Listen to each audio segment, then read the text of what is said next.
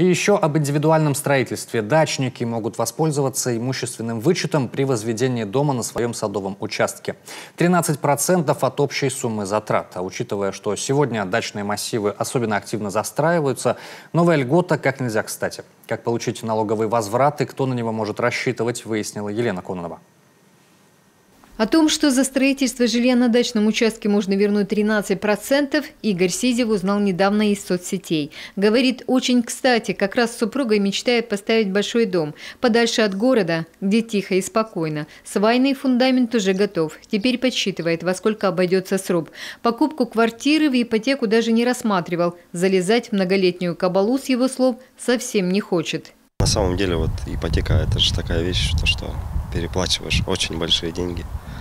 Так вот участок взял, и потихонечку строишь себе, и никто не выгонит отсюда. А на участке Бориса Савенкова строительство в самом разгаре. Говорит, на пенсии лучше своего дома ничего нет. Про имущественный возврат за строительство еще не слышал, но новость для него приятнее некуда. Существенный. Это пенсионеры, сами понимаете. Что такое советский пенсионер? Вот, исходя из этого, 13% это было бы очень даже хорошо. Вот если вернут, то спасибо скажем. Новая льгота для дачников, которые сегодня строятся или еще планируют, хорошая поддержка, говорит Юрий Кокшаров, председатель первого Сыктывкарского садоводческого общества. Сегодня садоводческие товарищества застраиваются довольно активно, и люди ставят далеко не садовые домики, а основательные, жилые, со всеми коммуникациями. Благо, законодательство сейчас позволяет. Это люди, преимущественно переезжающая молодежь из сельских районов. Это потому, что в городе просто нереально купить то же жилье, в ту же ипотеку, поэтому здесь проще купить дачный участок. И люди на это идут. Ну, на сегодняшний день у нас вот где-то, если брать из 120 живущих дачных участков, постоянно проживающих, процентов, наверное, 60 – это люди с района.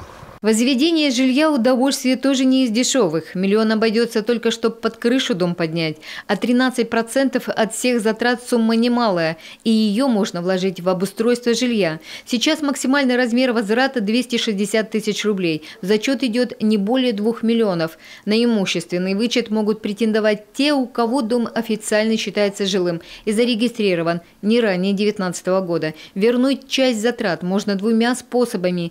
Первый – обратиться в налоговую инспекцию, получить уведомление и предоставить его в свою бухгалтерию, чтобы после из зарплаты не удерживали подоходный налог. Второй – подать в фискальную службу декларацию 3 НДФЛ.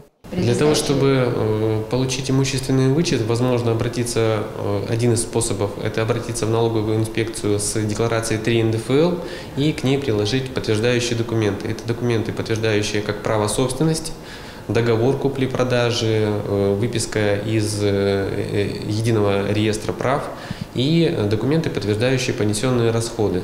То есть это платежные документы по договору купли-продажи, к примеру, да, или те документы, на основании которых приобретались строительные материалы для строительства дома.